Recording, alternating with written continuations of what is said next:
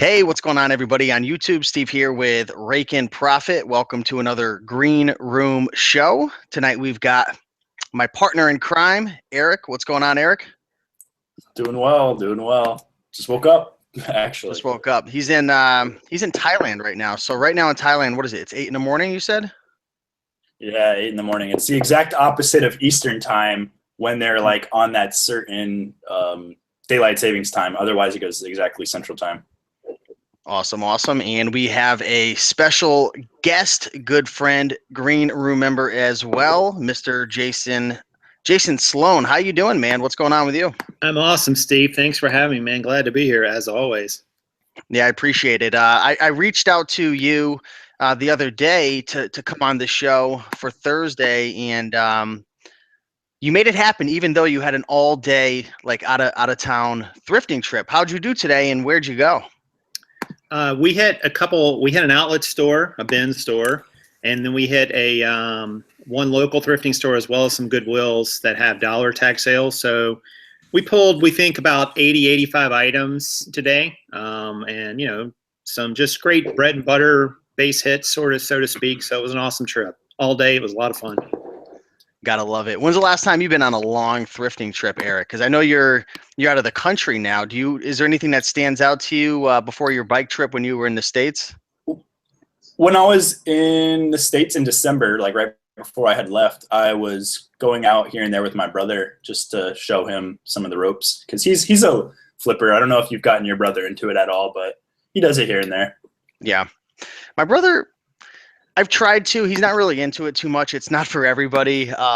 Especially my brother's kind of like I don't know, how do you say it? The germs and all the you know, some people, they just won't walk into a thrift store because it's dirty, and he's kind of like Really? that. Yeah, so it's not for everybody. But anyways, guys, the topic of tonight's show, or this morning's show for Eric, is 11 mistakes to avoid when selling clothing on eBay. So I've been selling clothing on eBay for a long time. There was one point where, you know, that was my full-time gig. That's all I did.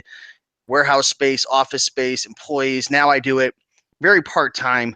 But I'm a firm believer in clothing, and I think it's a great way to make extra money, not only for just getting into the game, but even if you've been in the game for a while. I think it's a great skill set to own, to be able to have that knowledge of flipping clothes. Jason, how long have you been selling clothing for? What's kind of your quick 30-second story with clothes? Full time, basically about 2.5 years, you know, on and off some years before that. And, you know, but really hit it full time, I guess, probably about 2.5 years ago. So. Awesome. And Eric, I know you've kind of done things a little differently. You've been pretty big into clothing, but, you know, like myself and Jason, we've done really, you know, mostly eBay. You've done a lot of Etsy, which is very interesting. Yeah, I'm currently doing Etsy clothing. I do a little, if the home runs are modern, like the whole Etsy rules of it being vintage or not, if they're modern, I'll still put a home run on eBay.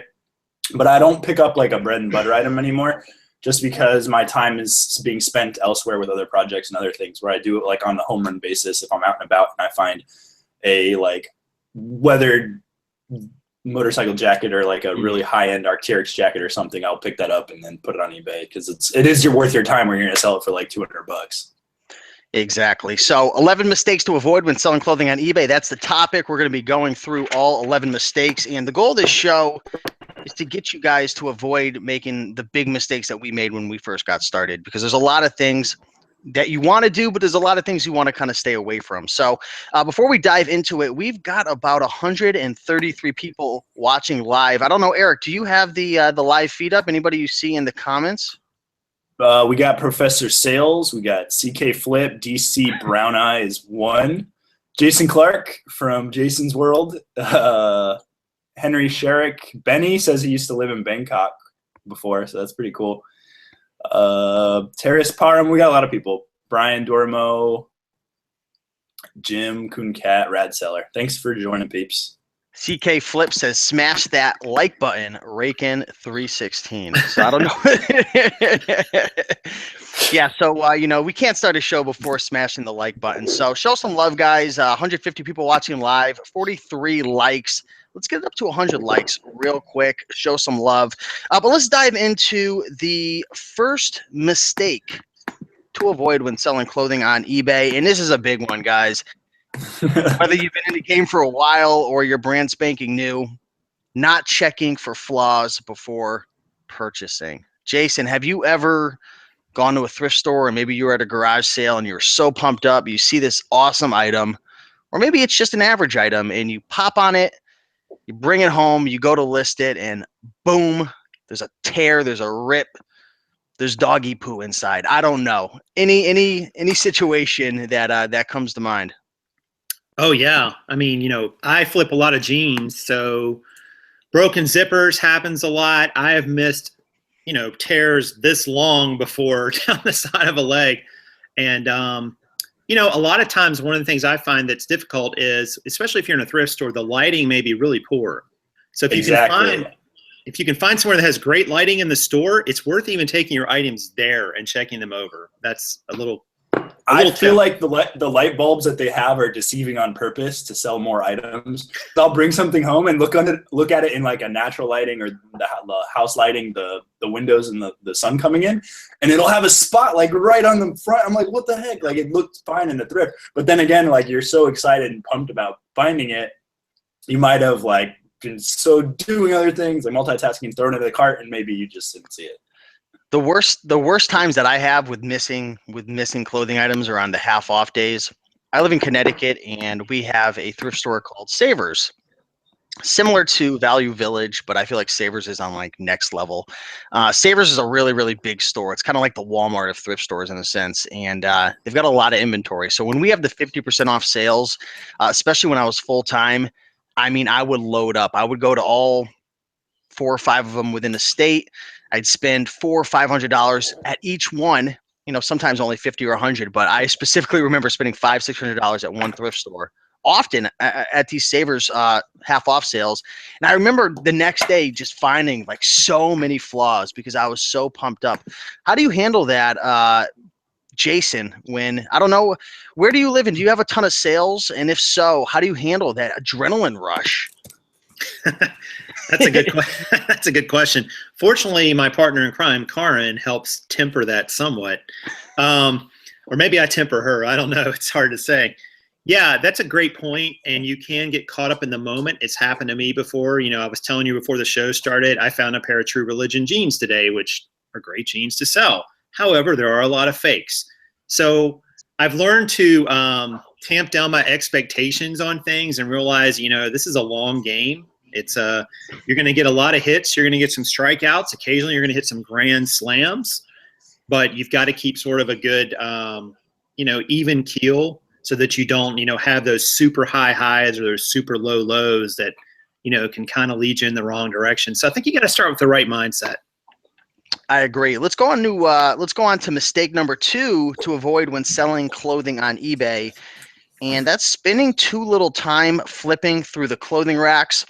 And I had a side note saying sometimes you have to dive deep to find the gems. I'll start this off by saying, when you're selling clothing, there's times where you go to a thrift store and you walk in and it's just like, boom, Harley Davidson jacket, Vineyard Vines, CC Filson vintage vest, Pendleton shirt, vintage sports memorabilia jersey, whatever.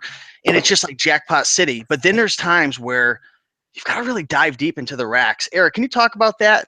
I mean, yeah, I'll even give one tip that people don't really talk about that much. We mostly are looking for men's clothing, right? Jason, is that what you're looking for too, is mostly men's clothing? Sure, and some women's, but mostly men's, sure. But mostly men's, yeah. So I even like to go to the women's jacket section and find like the men's jacket that the people sorted thinking that they're women's, because the colors are crazy, because the designs are crazy. Like a Coogee sweater, you're most likely, I still haven't found one, but I know my friends that have found them said they've been in the women's sweater section and they haven't been in the men's section. So I'm always checking the men's section. I did find like 5 really nice Patagonia jackets all lined up that were crazy colors. It's actually on my Instagram. I have a video of it, and it just shows like one after another, like in a women's section is where I found it though. So that's like part of the whole diving in, knowing where to look is also as important as actually putting in the effort of flipping through all the pieces of clothing. Jason, how thorough do you go about, diving through the clothing racks? kind of put this into context, my good friend Ronnie Hart, who is one of the best clothing sellers I've ever met, was a mentor to me when I got started and learned a lot from him. When we went out thrifting one time, I met up with him in Massachusetts. He had a different strategy. He did the complete opposite of what I did. He kind of like walked through the clothing aisle and just kind of like looked for like obscure colors and interesting designs and patterns, and he'd kind of just feel instead of me. Like I was kind of going through diving and like looking through everything. What are your thoughts on that? I mean, what do you do? I think if you're looking for home runs and you sort of have the experience that Ronnie does, and the knowledge, I think that makes a lot of sense. I tend to look through everything just because there's still so many brands out there to learn and know. But I would add that also, check the floor. I know that sounds disgusting, but a lot of things get thrown on the floor that are great to sell, and there's usually not much wrong with them other than a little dust. Also, check the fitting rooms if they have fitting rooms, as well as, of course, the racks that they haven't put on the official racks. I think and to CP's point, checking areas that you don't think normally would have your items is great, because people hang things in the wrong place all the time. Or they hide it for sale days. Yep, absolutely. Do you guys really think that, I'm going to ask the comment section right now, everyone watching live, do you guys honestly think, and I shouldn't say the word honestly because I don't want it to sound biased, do you think that people actually go the day before and hide stuff and then come get it the next day? I want to know what everybody in the comments has to say about that. We'll start with Eric. Do you really think that people are doing that? Is it dude, absolutely. Really? I've done it before. Yeah, absolutely. That's a strategy. It's a strategy. If you live close to a thrift shop and the sales days, the sales cycles, the sales colors.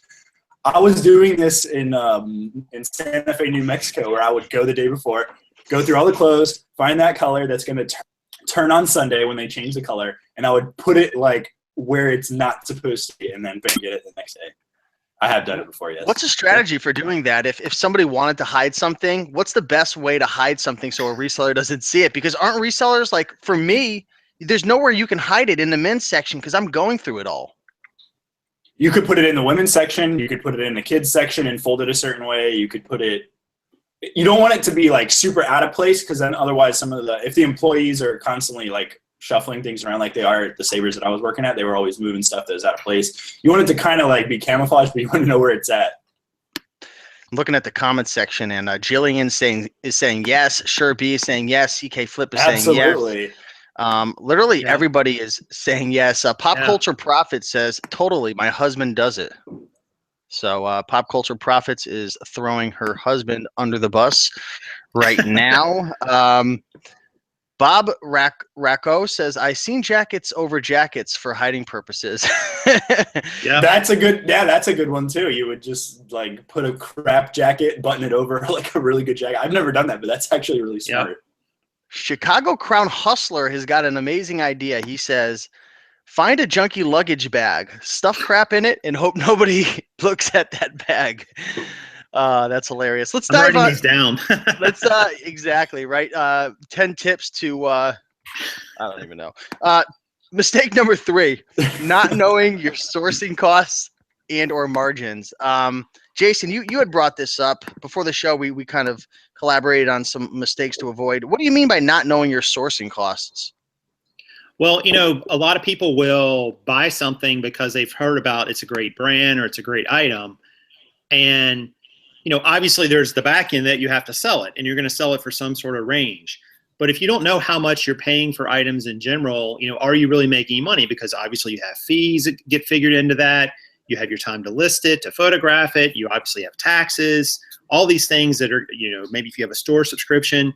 So, and you got to know how much you're buying things on the front end. I mean, this is like real estate. You make money when you buy, not when you sell.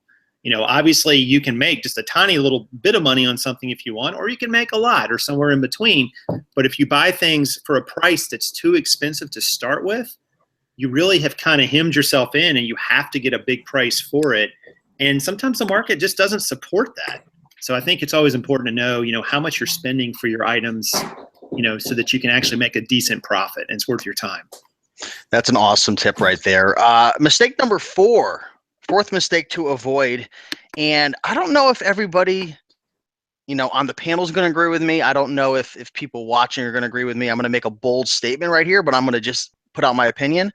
Washing every single piece of clothing is a big mistake. In my opinion, I think it's a waste of time. Every single piece of clothing, right? Eric, what are your thoughts on that? Should resellers be washing every single piece of clothing, or even washing a majority of clothing when selling on eBay? What are your thoughts? Am I choppy? I feel like I'm choppy right now. Am I okay? Yeah, you're all right, man. You're coming through smooth. Okay, cool. I'm with you on that. I do not wash every piece of clothing. If it's a super, super high-end item, like a starter jacket, and usually the starter jackets will have the most wear on the cuffs, I might spot wash something, like where I'm just with a toothbrush or something and getting a little soap in there to try to wash it to make it look better for pictures, because I'm selling this jacket for like $250. But for the most part, a vintage shirt, I'm not going to want to wash it because it's vintage. It could disintegrate in the wash. It could damage it. I don't even want to mess with that. And it's vintage. Like, people might want it like that to display. I don't know. It has like the spirit of the shirt on it. And the other stuff, usually people donate from their closet, and closets aren't dirty. They're clean. They don't donate from their hampers. They don't donate from their laundry basket, What are your thoughts on that, Jason?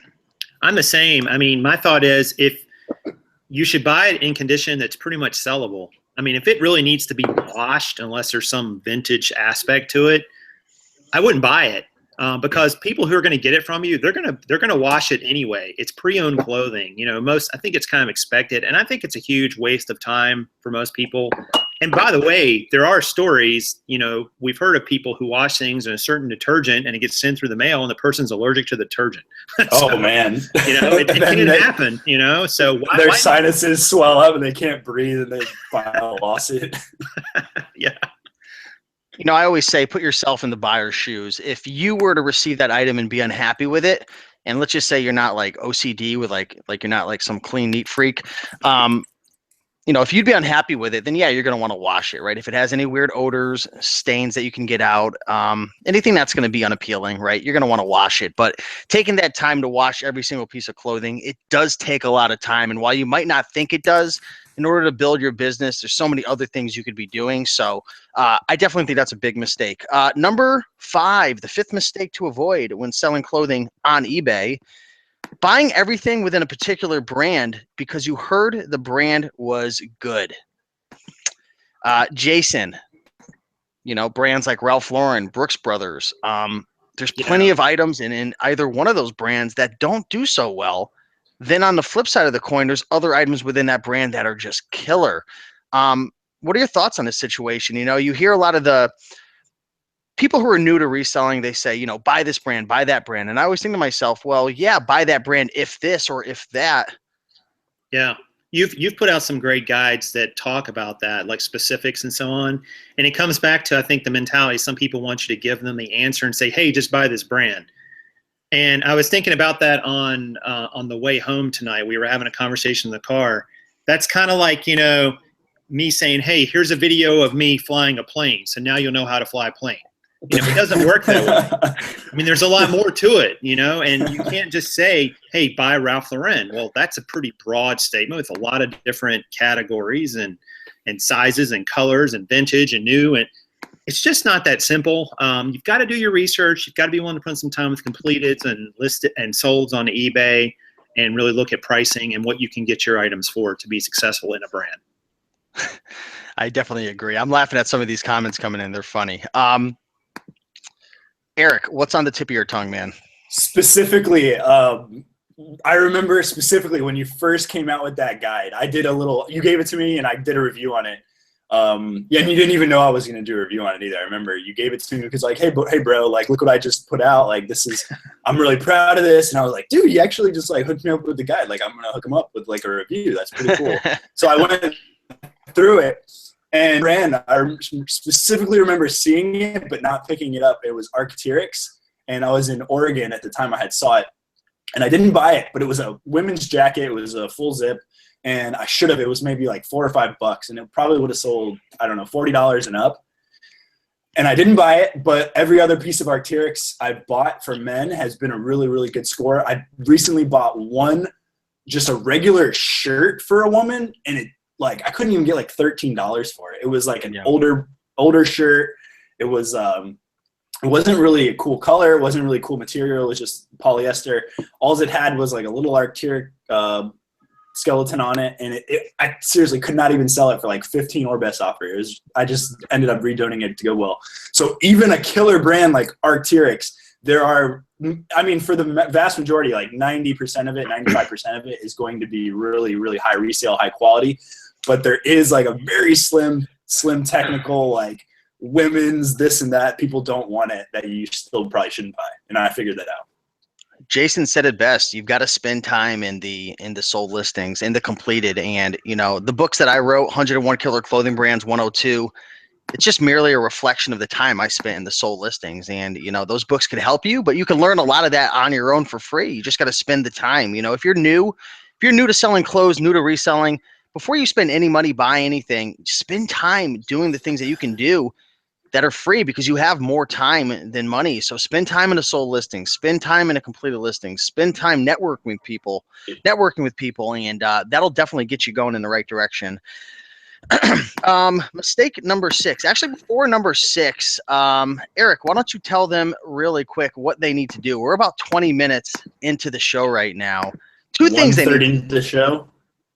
Two things they need to do. Well, first of all, they need to like the show, because we got 92 likes, but there's like 200 people watching. So that's like not even half of the people have attempted to like that button. We gave so many good tips already. Like, I can't believe it.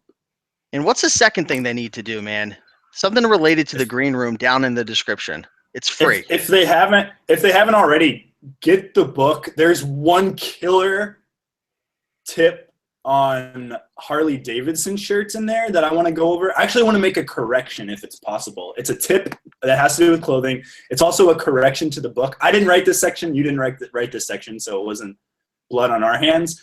But the Harley Davidson section of the book, you'll see that it says make sure that it has a Harley Davidson tag. That is not true. Harley Davidson can be licensed to a lot of other shirt companies. Specifically, this brand called 3D Emblem. It is like vintage t-shirt gold. These shirts can go upwards of 100 on like the low end, maybe 70, upwards to like $400, $500 for these shirts. I've found, I think, 10 of them since I've been thrifting in the last 2 years. I think I found 10, and I've sold them for over $1,000. So look for this brand, 3D Emblem, when it has to do with Harley Davidson. It's in the guide. Go to the link, download it if you haven't already. Just go to that little Harley Davidson guide and think about 3D Emblem. Awesome. Well, thank you. That guide he's talking about is the first link in the description. That is on 100% free.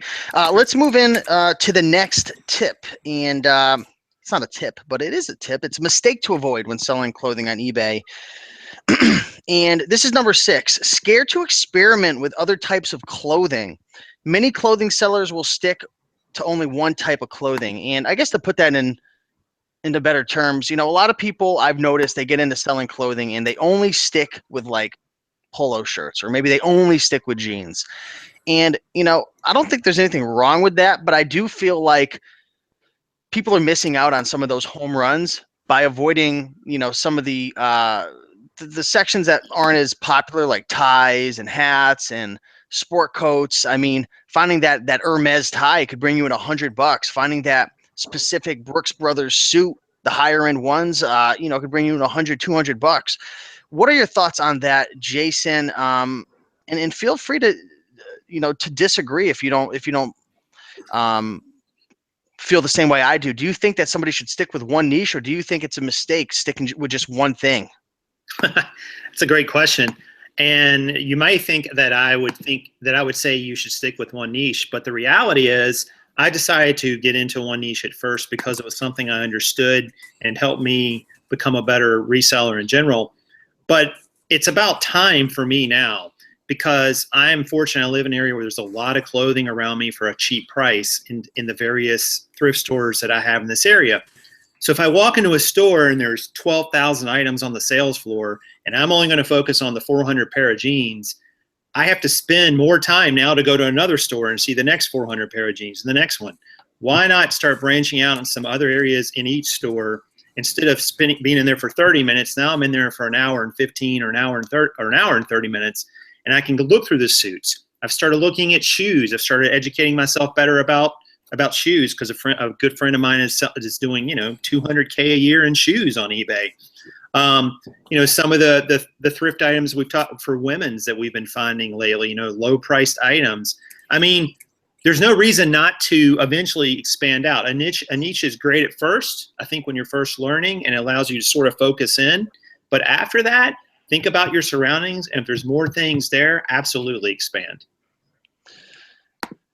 Let's move on to number 7, and I want Eric to touch on this because Eric spent a lot of time helping us with the books, the accounting, taxes, different things with our specific business over at the Green Room. And I think Eric has a lot of insight with this, his non-professional, non-legal CPA advice. Forgetting about taxes, right? And Jason actually came up with this idea. A lot of sellers get into the game, Eric, and they forget about taxes. Maybe they have an amazing year and they do $21,000 on eBay through PayPal. What's going to happen when one of those lovely sellers do 200 transactions plus $20,000? Yeah, if you do that, if you trigger the 200 plus 20K, you're going to get a 1099K in your inbox. What's a 1099? January. For people who don't know. For people who don't know, 1099 is a IRS form that's used to report miscellaneous income, and there's a couple different 1099 forms, but the 1099 case is specifically for internet income via Amazon, eBay, Etsy, those kind of like credit card or PayPal transactions. And why is it important for somebody to compare their 1099 to what they claim on their return? The 1099K you're going to get is going to be a gross, huge number of gross sales, not taking into account returns, because when PayPal calculates the 1099 figure, it's whatever you brought in. It does not take out any expenses. It does not take out return expenses. It does not take out fees. It does not take out anything. It takes into account what you brought in, and that's it. So it's up to you to keep track of your expenses, the returns, and those kind of things. Otherwise, you're going to be overpaying in taxes, which is not exercising your right as an American citizen. Well said right there. I'm looking into the comments right now, and there's a bunch of things coming in. Somebody says, I'm still waiting on mine. I know Amazon just gave out their 1099 the other day. Yeah, I got the hit with the email with the Amazon, eBay. I don't think I'll have that much on Etsy this last year. Sure B says, don't forget about taxes. Rad Seller saying, oh my God, thank you. I really appreciate that. So let's move on to number 8, because I do want to kind of open up the floor for some questions. I think there's a lot of value in just answering questions one-on-one. So mistake number 8 to avoid when selling clothing on eBay is not taking advantage of half-off sales and promotions. Jason, do you have any in your area? Yeah, we actually we have a 25% off Senior Citizen Day. So sometimes Karin's mom will go with us, and we will take advantage of that. Actually, yesterday or 2 days ago, we actually got the 25% off just on our own. So maybe I am looking old, Karin, as someone said in the chat earlier. But yeah, and the area that we source today has progressive markdowns throughout the week. And then at the end of the week on Thursdays, actually, they have a $1 sale on certain tags. And it's usually 500 items, probably, I would estimate, all different things across the store, just in clothing alone. And, you know, for $1, you know, you can't go but so wrong when you're buying something for $1, you know? I mean, even if you don't make a tremendous amount on it. And if you don't take advantage of those days and make specific attempts to go to places on those days, I mean, you're spending a lot more money than you need to, and that's obviously not ideal. Even if you can't sell it and you got into it for $1, you could probably recoup that $1 at a yard sale, or you could redonate it, and that tax write-off will be more valuable than $1. So, yep. So there you go, straight from the horse's mouth. Mistake number 9. This is a big one. Out of these 11 mistakes that we're going over, guys, this is probably one of the most important ones. So listen up. We have 265 people watching live. If you're new, especially, open up your ears. This is really, really important. Mistake number 9. I'm just reading exactly what I wrote. Taking really crappy pictures with distractions in the background. Also taking pictures that display the wrong color, in parentheses, bad lighting. So I'm going to be the devil's advocate on this because I know you guys are probably very, very particular about your pictures. I know Steve is all mannequin, top lighting, nice camera, or at least nice iPhone. Yeah. And I'm sure Jason's the same way because he looks pretty pro with the filing of the bins behind him. So I'll play devil's advocate after you guys talk about how good pictures have to be. Yeah, I would say, Steve, I'm 100% on board with you, and only because of this reason.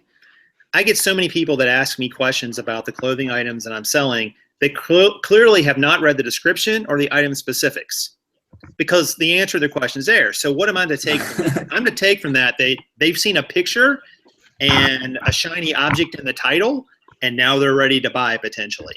And my picture is the only thing. They can't try it on, guys. All they can do is see it, and they want to be able to see it as it really is. So that's why I think it's so important. Steve, what do you think about this? You got a motorcycle now? Is this important, man? Hold on one second. Did you start riding choppers? I can't. I'll show choppers. Steve Raiken. Yeah, I'm actually going to be starting up a YouTube channel based around Harleys and my new bike. No. It's riding season in Connecticut right now, isn't it? Check out this freaking Harley Davidson leather jacket. 45th anniversary. Awesome. I couldn't help myself. Next. So you guys are super. Hold on. You guys are into super nice pictures. I would say don't let it choke you out if you just need to get the stuff listed. Like if you have like literally like 20 things you need to list. I've actually had a pretty good experience just laying stuff on the floor, taking pictures in decent lighting with my phone. If it's like a really if the person knows what that item is, like it's a technical jacket or it's like a Patagonia jacket, like they know what that is and they know the sizing. Like I know Chris is on board with this too, where the sizings are pretty universal for like a medium Patagonia jacket or a large or whatever, where I have laid it on the ground and it's sold same day or the next day, where I would have been too lazy to get out my studio, or I don't have a studio, and I was like, I don't want to list it because I don't have a studio. Like I was making these excuses, but when I just threw it on the ground, took the pictures, I still sold it for $250. Like it was there are certain situations where I think pictures are not necessarily, it's better to be up and not have amazing pictures than not to be up at all, is what I'm trying to say. That's going to be a perfect segue. I'm going to skip number 10 and go to 11. Then I'm going to go back to number 10 because this is just perfect. Not listing your items regularly, I can't even say that word. Sourcing more than you list. Like Eric says, I mean, you can buy anything, right? You could buy the most profitable item in the world, but it ain't worth nothing just sitting at your house, right? Like this leather jacket that's been sitting here for a month that I need to get listed up. Just been, making my living room look beautiful. Starting the Harley Club. But for me, for certain items, I don't mind like not listing them up super quick. Like that Harley leather jacket's only going to go up in value in time. Like it's in mint condition. Like that thing's never going to go down. Like that's just my opinion. But as a rule of thumb, that's very bad to say, especially on a live show, because you really should get everything listed as fast as possible. Right. I remember when I first got started, I always say this, I turned my parents' house into a JCPenney outlet. I was buying. I had so many items that I just didn't list, and you got to get it up. Whoa, what just happened? Who sold something? Burton hoodie sold on eBay, and it had awful pictures. It was laying on the tile. Jason, what tips do you have for listing items quicker and more efficiently? I mean, he's right. Of course, you don't want to take so much time that you're paralyzed, and you take an hour to take 2 photographs.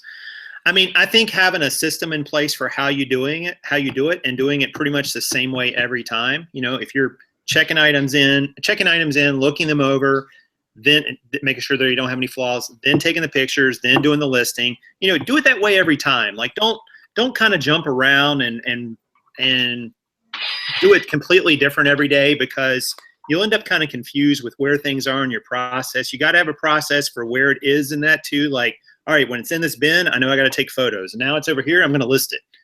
Because when you've got 10 items to list and 10 items to take photos of and 10 items to store, not a big deal. When you got 1,000, that's a whole nother story, because you can absolutely get, you got a wall like this behind you of stuff to list, and it's actually in process. And we actually have those things in process.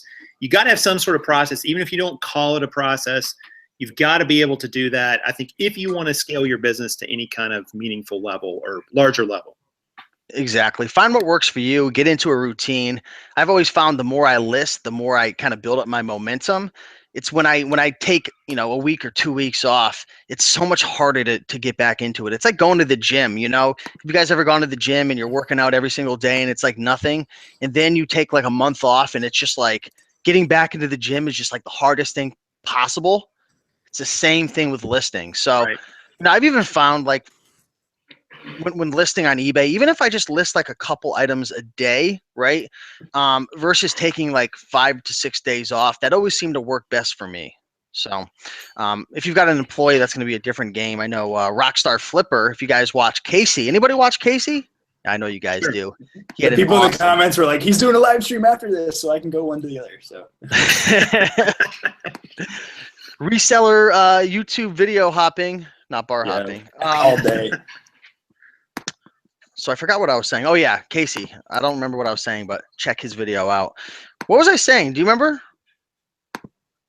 You were talking about systems, employees. Casey, does he have an employee? Oh yeah, now? he has employees. So Yeah. for some people, you don't have to worry about like getting in a listing routine. You just have to worry about getting your employees to show up and loading up the racks for them. But anyways, let's jump into the last mistake to avoid, number 11. And this was a mistake that Jason had put onto our handy dandy little list, and that's underestimating shipping costs. What tips do you have, especially for the beginner out there? Jason, we'll have you go first, and Eric, you could weigh in. What tips do you have to be able to accurately estimate how much something will cost to ship? Well, of course, you can do calculated shipping, and if you're going to do that, you need to have a scale because you need to know how much things weigh. Now, a lot of clothing items are really light and they can go with first class. It can go under a pound, but when you get into heavier items like jackets, blazers, jeans, shoes, things like that, they're obviously going to be over a pound, and it's going to be a little more expensive to ship them. I would say for the person just starting out, the average person, I would start off with calculated shipping at first before you move into free shipping or even flat shipping.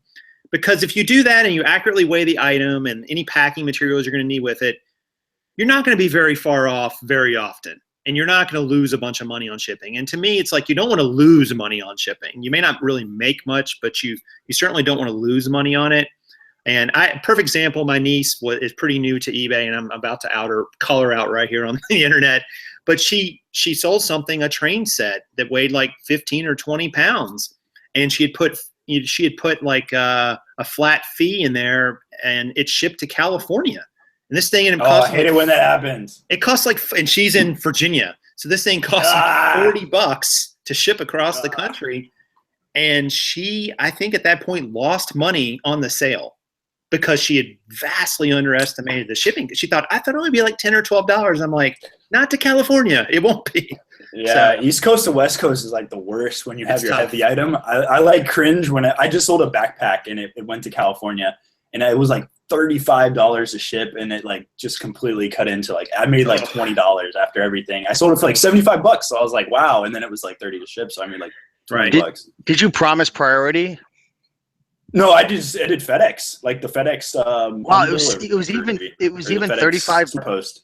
It was even 35 because it's big. It was a JanSport frame, external frame bag, so the thing was big. Did you try UPS? Because sometimes you got to just jump around to all these different like shipping platforms, and sometimes one will be like ridiculously cheap.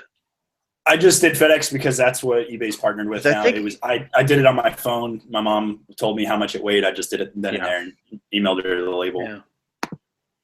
Definitely, if you guys are new, go over to USPS.com and purchase a bunch of free shipping supplies. For me, I don't know if you already mentioned this, Jason, but my kind of like go-to shipping method, especially if it's heavy and a little bulky, not like a suit or anything, but if it's a little bulky, is those padded flat rate envelopes, and I think those are like $5.95 or something, maybe even $6 something now. I forgot. $6.30 if you're top rated. Yeah. So I know the prices just keep going up. I remember at one point, weren't they like $5.25 a couple of years ago?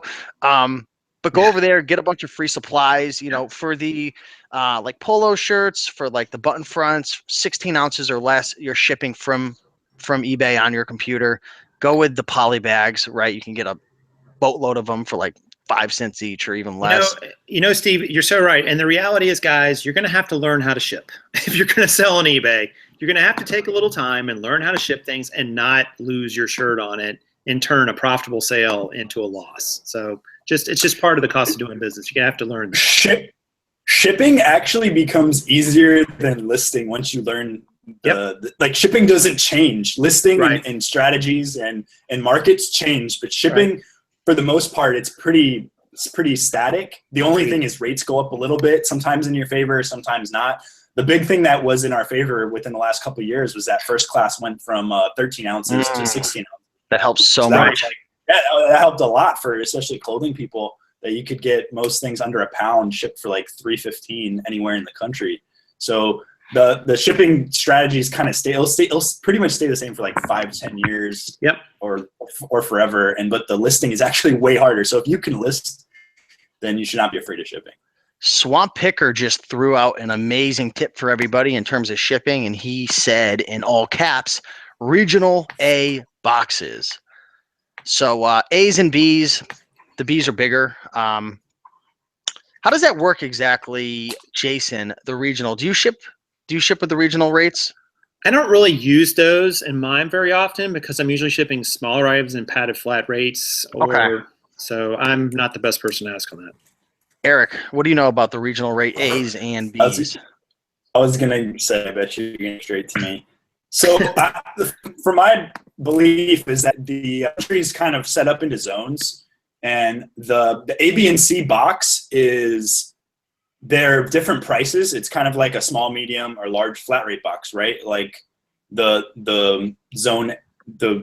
postal zone A or regional A, regional B, regional C has to do with just the size of box, right? They're all different sizes. And then depending on what zone it goes to, it's like a flat rate going to a zone rather than. They do have weight limits though. There's weight limits on. Well, I mean, so does flat rate. Flat rate has a weight limit too. If you're sending, but it's a lot less though. Okay, I think it was like 20 pounds or something. It's been a long time since I've researched what the weight limits were. I'm sure I haven't used zone. I haven't done the regional boxes in probably like over 2 years. See, I'll use the regional boxes if it's going kind of far. Like if you use the regional boxes and you're shipping from like Connecticut to like California, like it's not going to help. At least the A's and B's. I forgot there was C's. I don't even think I've ever used a C. What does a C even look like? Is it huge? I don't remember. It might just be a different shape. Yeah, I didn't even know there were C's. But regional, for me, the A's and B's work if like you're shipping like 7 or 8 states over. Like I don't know. Anyways, do your research, guys. For bigger, bulkier items that are shipped kind of like halfway across the country, those have always done well. Or if it's bigger and bulkier, and you're shipping really close, that can work out as well for the A's, I believe. Somebody just says regional A is a 15-pound limit. I think the B's are like 20-pound limits. There is no C. I made that up. Did you? Okay, because I'm thinking to myself, is there? I'm like, I've never heard of a C, but Eric's a smart guy. He knows his stuff. But it is 8 a.m. in Thailand, so maybe he's wrong. So we've got 277 people watching live right now. We got 15 minutes left. We're going to open up the floor for questions. So if you guys have any questions for myself, Eric, or Jason, drop a line below. Hit the like button, guys. It really lets us know that you're enjoying these videos and we can make more videos and help you out. Also, if you've enjoyed watching these videos and this video in particular, you could check out more from Prof Sales over at his YouTube channel, Prof Sales, PROF Sales, right? Where else can they find you? You can find me on Facebook I'm a member of the Green Room, but I'm also in the Rebels of Reselling. That's our new Facebook group. So Rebels of Reselling.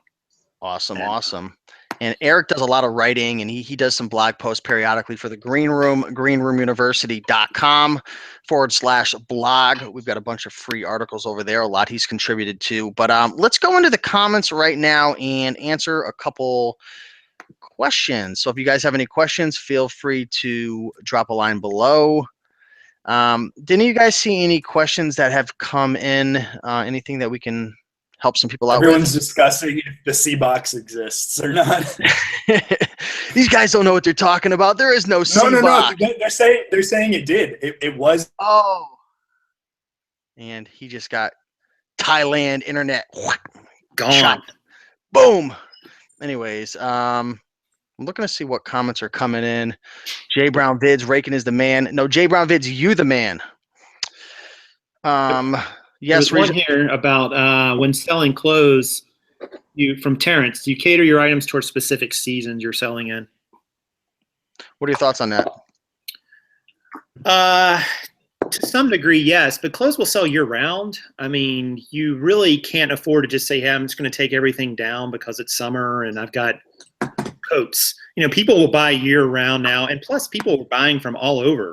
I mean, someone buying your item from, a state where it's colder or hotter or rainier or sunnier, or a country for that matter, if you're using global shipping or shipping overseas. So I would say just, you can definitely push up some items in certain seasons, maybe, to your market. But overall, you could just keep items up year round, I think. Someone said, please summarize the 11 mistakes. We'll do that. We'll do that at the end of the show. We'll do a quick summary. We'll do that at the end of the show, and I'm also going to pull this video into a blog post with those 11 mistakes on in writing, so you could copy it, paste it to a Word document, and print it out if you want. Awesome, man. I like your thinking right there.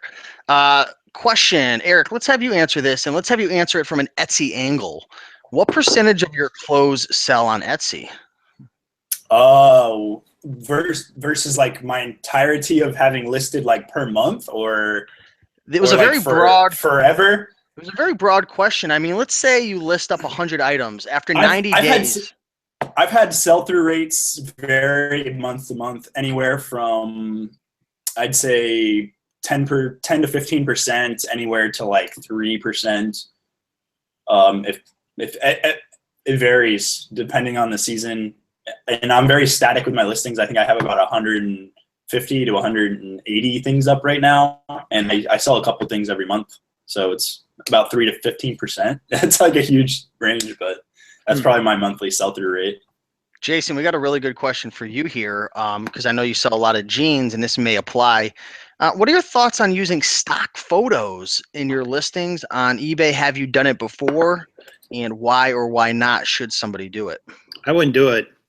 First of all, if you're selling pre-owned, you're not really demonstrating what the item is. You're showing a stock photo.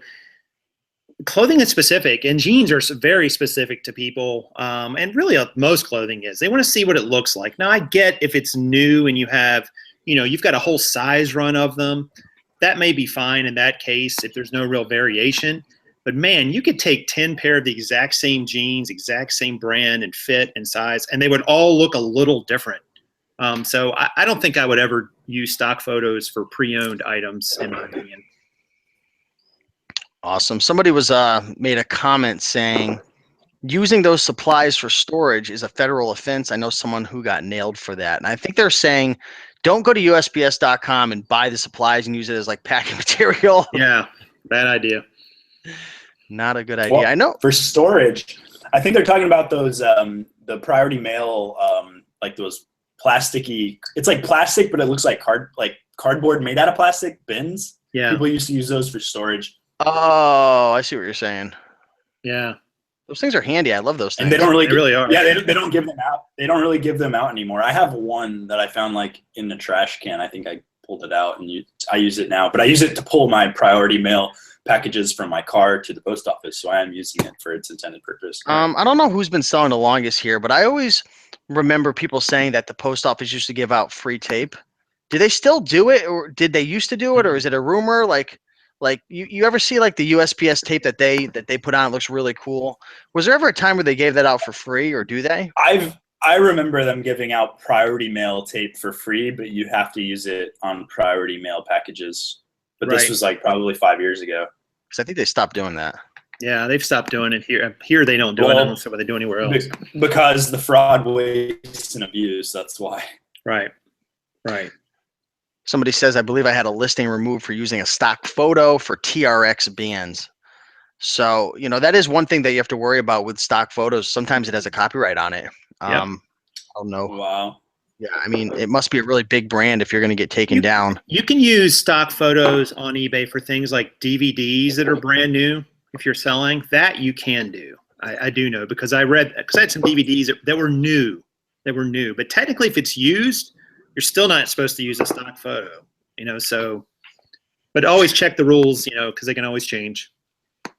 If anyone's sick, there is a medic in the house right now. The medic says, has anyone ever taken your listing photos and used them in their own listings for the same item? What did you do? This is coming from the medic. Wow. No. Has it ever happened to you guys? Nope. I think Craigslist Hunter. Anybody see Craigslist Hunter's one of his latest videos where he sold this globe, right? He sold this big globe. I forget what exactly. It was a globe. That's all I know. And he sold it through the global shipping program. And if you guys don't know what that is, what that program is, it's a program eBay created to be able to ship internationally and make it safer for us sellers. So he sold it internationally through the global shipping program, and he got a message from eBay saying that the dimensions were off. So they're not going to complete the transaction, which meant that the customer won't get it. But they still paid Craigslist Hunter. So Craigslist Hunter got $500, and they said they were going to destroy the item, right? Well, in his video, you guys go check him out and go check out his latest video, or it was like a week ago. He found that item sold I don't know if it was weeks later or months later with the same pictures and his employee's hand in the picture and everything. eBay must have, I don't know if when eBay says they destroy an item, they might auction it off or somebody might have taken it and sold it. But that was pretty interesting right there. Have you ever had an item destroyed by eBay? No, I haven't. Either. No, he gets these weird one-off cases like I've never heard of, where he was like fighting with somebody about a laptop and then the global globe. Like that's so confusing to me. How do you handle people lowballing on best offers? Eric, have you ever had an item for sale like $200, $300 and they come in with a sweet offer of like $9 and change? What do you do when that happens, man? That doesn't happen to me too often. That just sounds like a troll, like probably a follower troll or something. Somebody that's just trying to mess with you that knows your eBay store. But you can set minimums. I would just if that item keeps happening and I didn't set the minimum off to begin with, I would just set a minimum accepted offer at like $250 and then auto decline everything else. Right. What do you do, Jason? Ultimately, I usually do the same thing as Eric says. However, every once in a while, I will type to someone if I'm in the mood and just say, sorry, I can't go that low. And sometimes the offer goes way back up. I don't know that in your extreme example, but if it's just low, but just, not ridiculously low, sometimes somebody just wants to see if you're desperate to get rid of it, and you can still sometimes make a sale out of it. But I like his solution too, is just put your lowest up, decline everything below a certain level and move on. You don't even have to do anything that way. It does it automatically. We got a comment that came in from, where was it? Oh, from Jason 33784. I like to be the first bid on Lamborghinis. So he comes in low and he gets that good feeling. You know what? One day I'm going to be the one to win this. But hey, I like man, his first name. That's good. Oh yeah, his first name is definitely Crisp. I mean, if it was Steve, all right. Yeah. I just opened an eBay account. Haven't listed.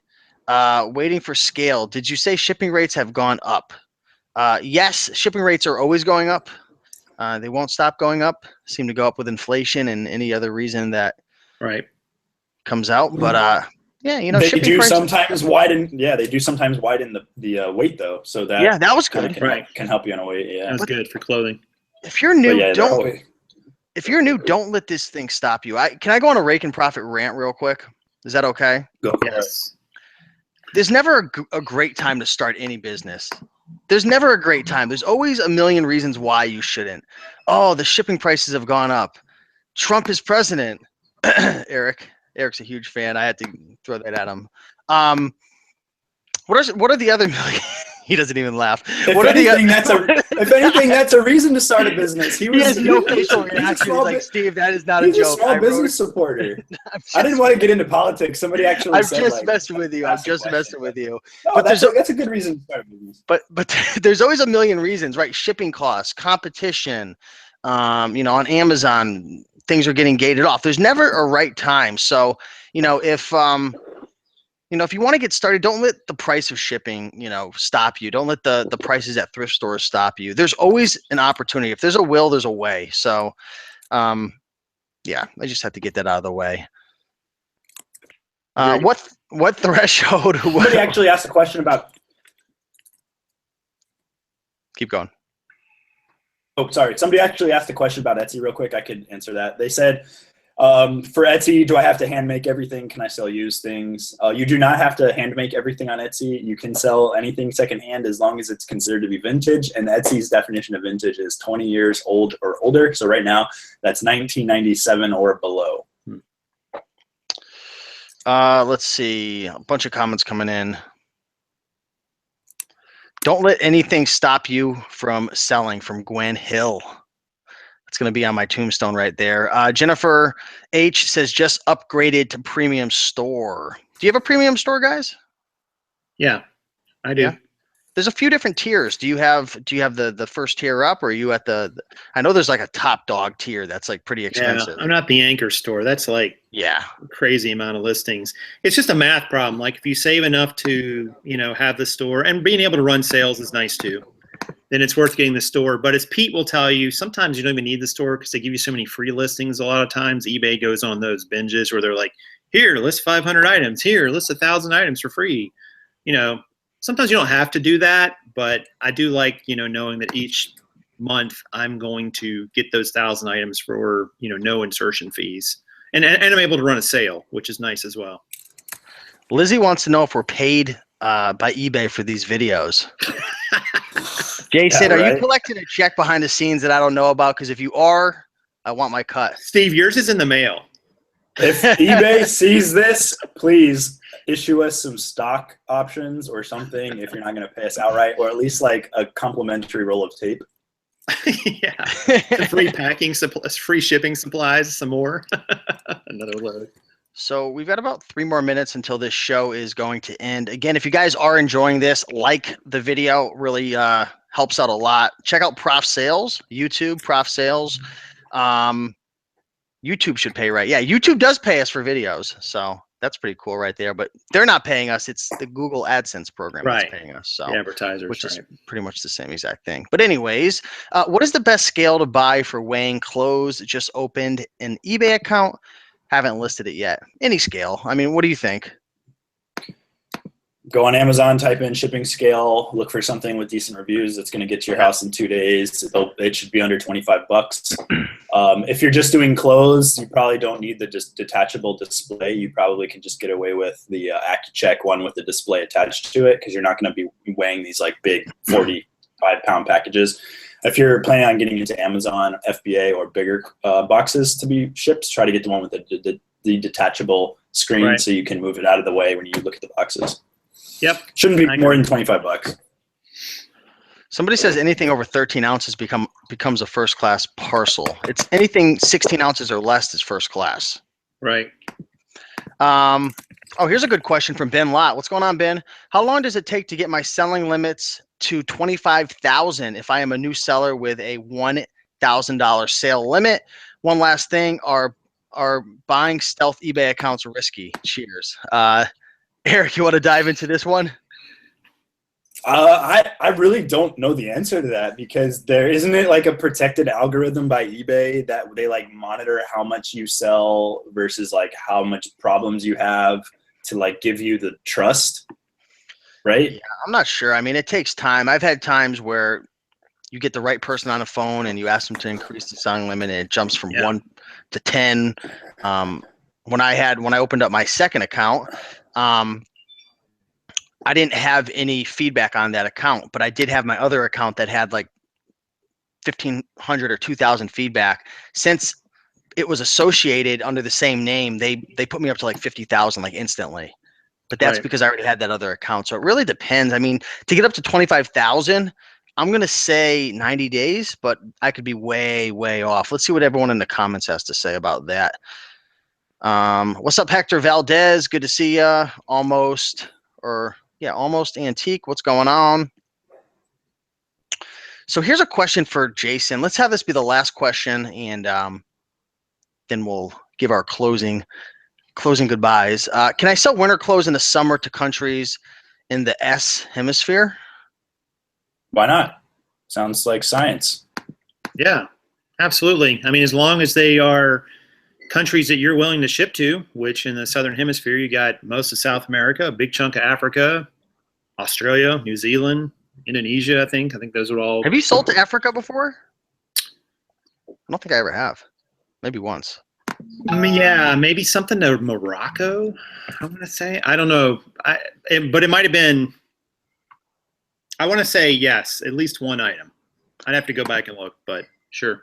I don't think it's a big deal. Like, people get caught up in clothing, like seasonality wise. Like, yeah, obviously, like in the summer months, like it's going to sell a little bit better. Winter months, winter clothes are going to sell a little better. But Right. these items are going to sell regardless if you're opted into the global shipping program and if you're shipping just internationally. I mean, there's, like they say, there's an ass for every seat. There's always somebody out there looking for something for one reason or another, whether it's a vacation in 9 months or maybe just because they're on the other side of the world and the temperature and weather is different. So if you've got an item, list it up. Doesn't matter if it's, smack in the middle of summer and you got a leather jacket. I mean, just list it.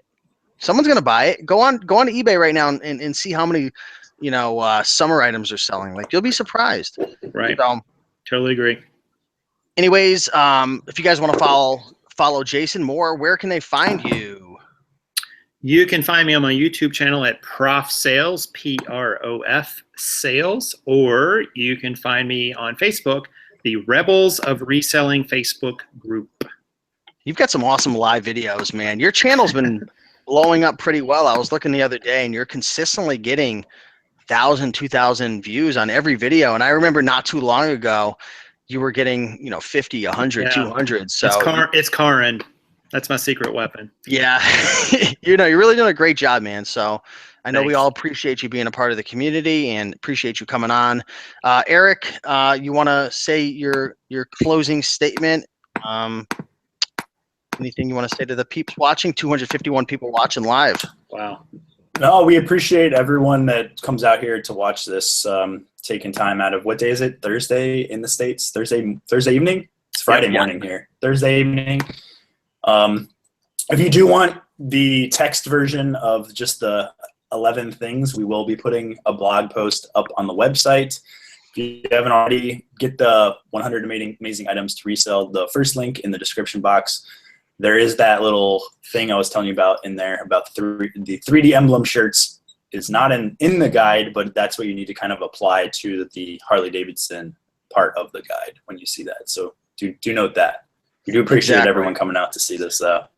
And I know I said I was going to mention all these, summarize them. I'm actually going to put these in the description right after this show. So if you guys want to just get a real quick resource, I'll put that in there as well. Also on the greenroomuniversity.com blog, we'll put that up there in addition. But yeah, thanks everyone for watching, guys. Be sure to hit the like button and leave a comment down below. Share this video with a friend if you can. And we look forward to seeing you guys in the next live show. So have a great day, guys. Keep on picking and making that money. And we'll talk to you soon. Thanks, Peace. everyone. Deuce.